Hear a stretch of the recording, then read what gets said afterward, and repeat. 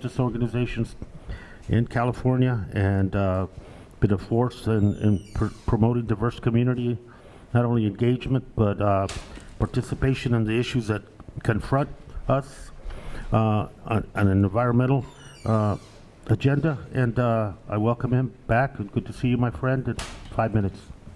Thank you so much. It's an honor to be here. I'd like to thank the ranking members and members of the various committees, as well as Congressman Lowenthal and the champion of the San Gabriel Mountains National Monument, Congresswoman Judy Chu. Thank you so much.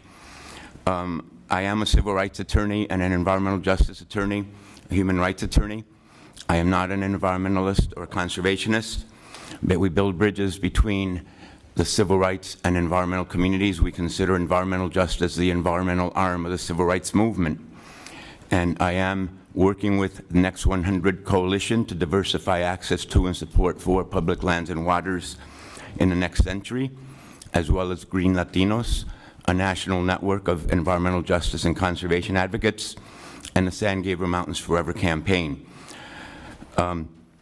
We oppose the review under the executive order, which is of questionable legal authority, and urge this administration to withdraw the order and cease and desist the review. First of all. Second, regarding the San Gabriel Mountains National Monument, the monument serves the needs of the changing demographic of California. As President Obama emphasized when he dedicated the national monument, there are not enough parks in LA County, especially for children of color and low-income children. This is an issue of social justice and health equity. Access for all for the administration, President Obama's administration, means young and old, black and white, Latino, Asian, and Native American. We agree. I am an immigrant. We have supported diversifying access to the San Gabriels for at least a decade, working with the coalition, and since 2014, working with the Community Collaborative on a national monument. The monument serves 15 million people in the second largest urban center in the nation.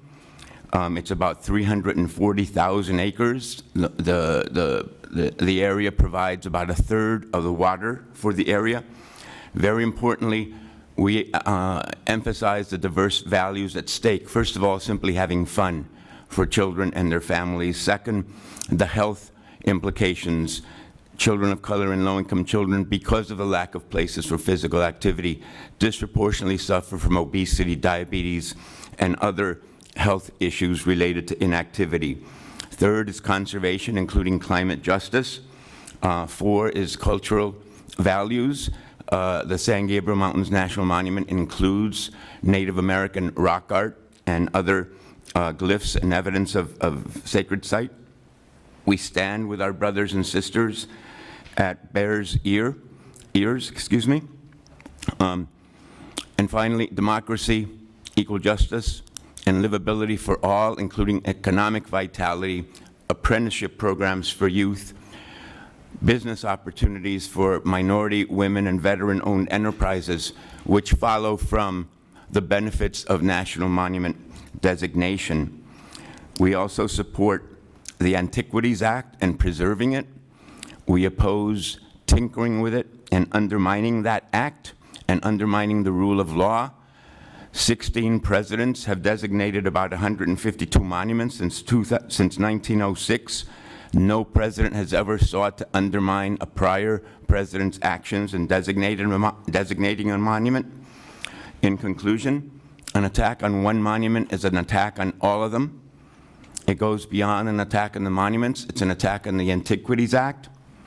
It is an attack on the rule of law and democratic governance in this nation. We urge you to stand in solidarity and resistance with we, the people. We are the ultimate check and balance, and we will continue to work across the nation, as well as in local communities like the San Gabriel Mountains area, like the areas around Bears Ears. Thank you very much. I have submitted our comments in writing as well. Thank you. Thank you very much, Mr. Garcia. And to the panel, let me go directly to questions from the members that are here.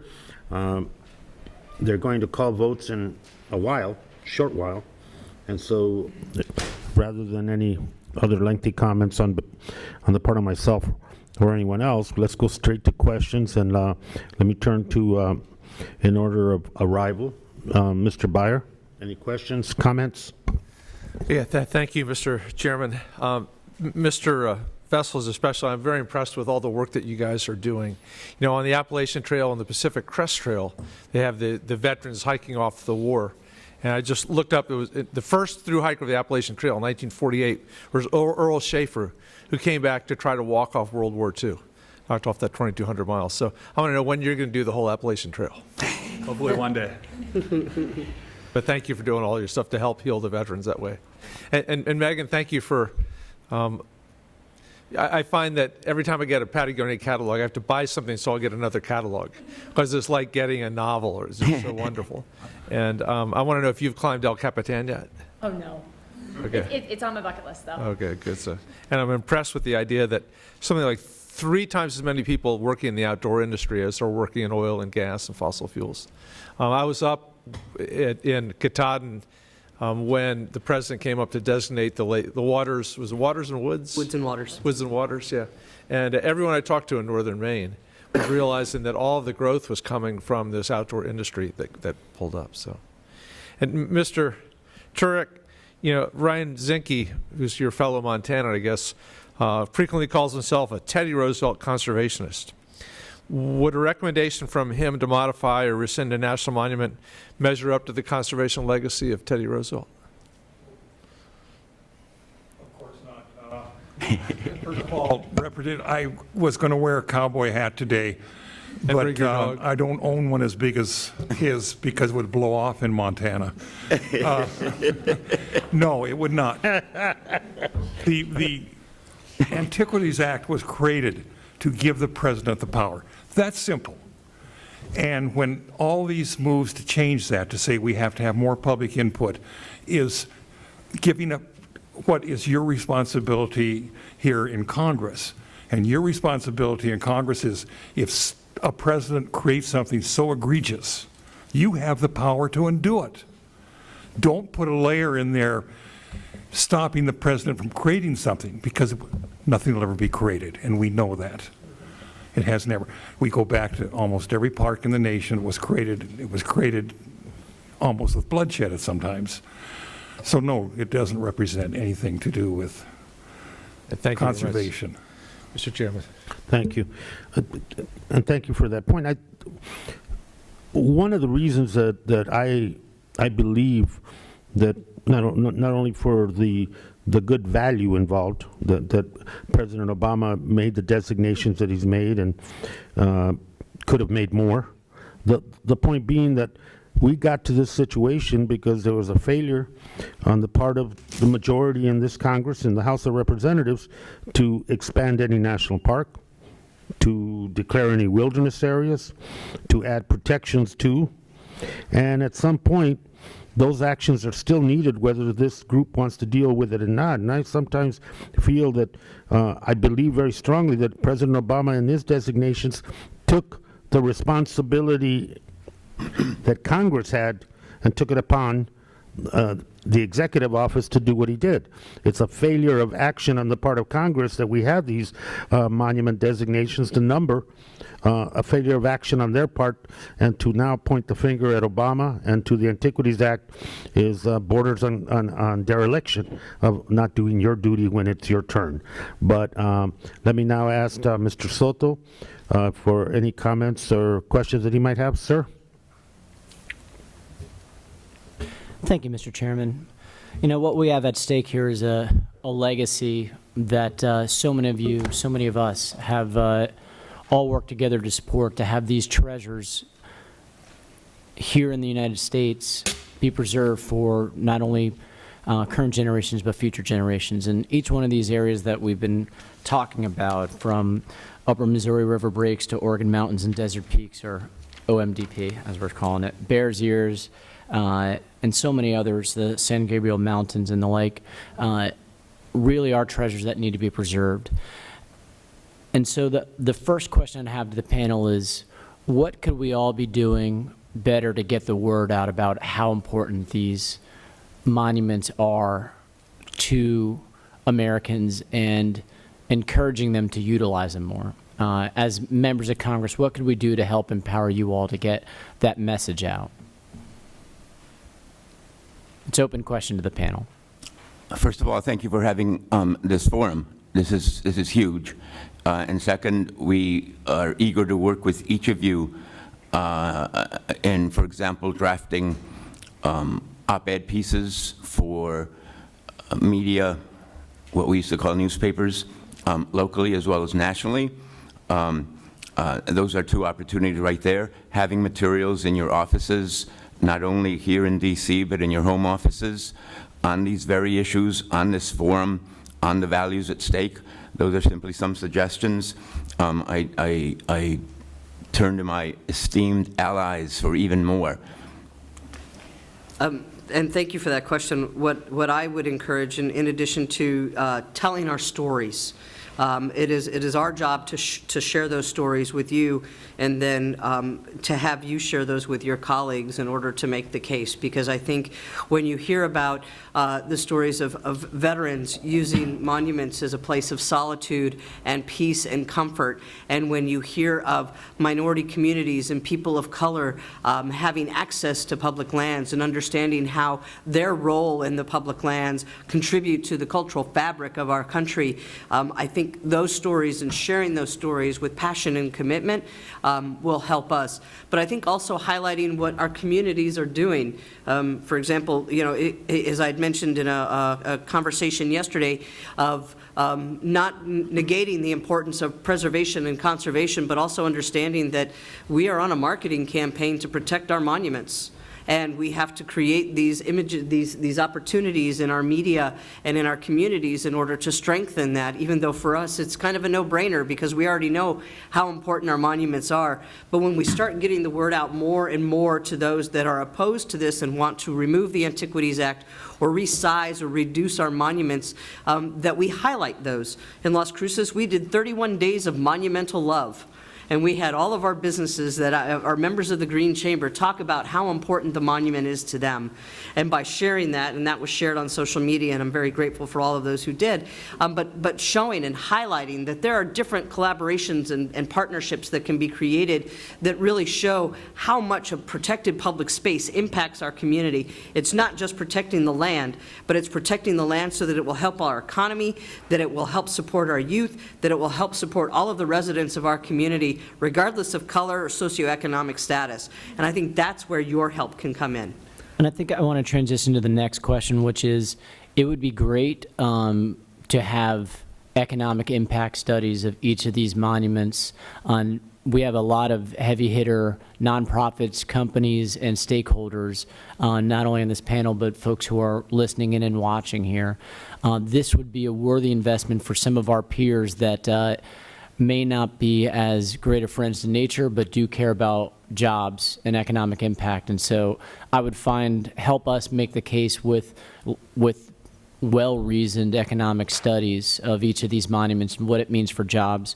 And then lastly, I wanted to ask for Mr. Vessels. I'm working on language for agriculture opportunities for therapeutic means for U.S. Army veterans, but it would be great to expand language for the budget if we already don't have programs in place to combine therapeutic opportunities in our parks for our veterans in a more formal program if one doesn't already exist. So it'd be great if you could just touch on that on my last question. Yeah, of course. I'd be more than happy to help you with that language as well. I feel like I should highlight, we're currently partnered with UC Berkeley's Greater Good Science Center and REI in a coalition called the Great Outdoors Lab.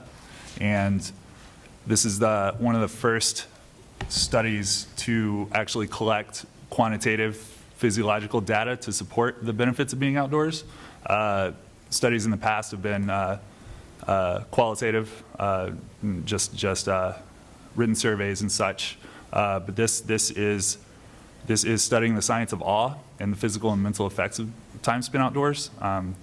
We are going into the fourth year of this study, and how it works is we collect cortisol, cortisol levels and other hormones before whitewater rafting and after. And overall, the studies have shown that after just a day of whitewater rafting, there's a 30% decrease in post-traumatic stress symptoms. There's an improvement in sleep quality. There's an increase in curiosity and interconnectedness with others. So it's really exciting, and we're hoping to have that hard data to back up the importance of getting veterans and getting others outdoors. If I may, let me, they've called votes, so I want to make sure that my colleagues, Ms. Hsu and Mr. Lowenthal, have an opportunity to ask the panel some questions. Ms. Hsu? Well, thank you so much, and thank you, Robert Garcia, for being here and talking about our beautiful San Gabriel Mountains, which are at the northern edge of LA County, and they are in my district. For decades, it was in disrepair, lack of trails, lack of signage, all kinds of trash, graffiti, and chaotic parking. And so we desperately needed help. So when President Obama designated the San Gabriel Mountains a national monument in 2014, it was such a great step forward for the 2 million people of Los Angeles County who could finally have a way of being with nature. And as a result, the San Gabriels received $10.5 million in additional funding. Graffiti removal, trash cleanup, and trail improvements was done. We got a monument manager, volunteer coordinator, partnership coordinator, field rangers. It was an incredible improvement, and we cannot give this up. So that's why we have to fight so hard to make sure that we continue to have the Antiquities Act and our national monuments. And I'll just ask, Mr. Vessels, your story was so moving. Can you remember the moment in which you felt that mental health-wise, that things had turned around for you? Yeah, I was actually in Desolation Wilderness up near Tahoe with my dog. And I went off trail a little bit to an alpine lake, and there was still some snow on the mountain. But it was perfect temperatures, no mosquitoes out, and I was just sitting there looking at the water with my dog next to me, and just felt at peace. It's something I hadn't felt in a very long time. And I'm lucky enough to experience that every so often when I'm in Bears Ears or the Arctic National Wildlife Refuge or anywhere else. So, thank you. Thank you. That's a great question. Mr. Chair, I was going to call you Chair, but remember our focus is on 2018, and Ranking Member Grijalva, we will be proudly calling him Chair Grijalva at that point. I'm not kidding. I think this has been wonderful. It's been educational. At some point, I'd really also, I'm a psychologist also. Judy and I are the two psychologists. People often tell me, well, why are you going to such a dysfunctional place? In part, it's to hear some of the stories and the uplifting experiences that people have, like Mr. Vessels. And I think that's been very, very positive. And I think it's a message that all of us, the healing capacities, it's very, very important that we build those into our lives. You were talking about a specific case, but this, it really in the general, we all need healing. We all need safe places. We all need to be rejuvenated, and I think that's wonderful that you shared it. I just want to say one thing that really concerns me, and also then to give credit. Not only do I want to give credit before we leave to Congresswoman Hsu, who really led the effort for the San Gabriel Mountains Monument, which she doesn't receive enough credit for.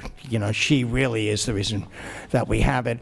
And I also want to thank, I've been working on for a long time with, and carry the legislation, the Bears Ears National Monument is part of an area that I have been advocating for Congress to protect through the Red Rock Wilderness Act. And I have to give credit to another group that's not here, and that's SUA, which is the Southern Utah Wilderness Alliance. Like yourselves, they have been out there fighting to protect the monuments. And we also have to realize that Bears Ears, which is about 1 million acres, is holy, sacred grounds to the Navajo Nation. And it has been desecrated, cultural sites have, and we need to protect this for not only ourselves, as we point out, for our ability to kind of rejuvenate, but for future generations, and for the protection and for the of these sacred Navajo sites for the Navajo people themselves. So I'm just really glad to be here, to be a supporter. I cannot thank you enough for all the work that you're doing, and I think you're right. We need to stand up and talk about ourselves, about the wonderful stories about both economically, environmentally, in terms of environmental justice for all peoples, and the importance of national monuments. Thank you. Thank you very much. You learn something every day. I mean, that now I understand some things. I'm sitting between two psychologists. That's right. You're in good shape. I told Judy, I was wondering why you guys drive me crazy, but And then we'll help you. I know so that. we drive you crazy, and then we bring you back. I want to thank you very much. This struggle that we're confronting is real with the Antiquities Act. The agenda being driven more by industry than by the people that are in front of me and the people that are on this dais. There is no multi-use. There is one use that's being promoted for our public lands and for our monuments. That's the overall struggle. But I think both the credibility and the sustainability of this administration is in question. And so our job before us is to defend these laws that have meant well and done well for the American people, and in the process, build a constituency for the future that when threats like these crop up, that the constituency will be so big, so diverse, so strong, that it won't happen.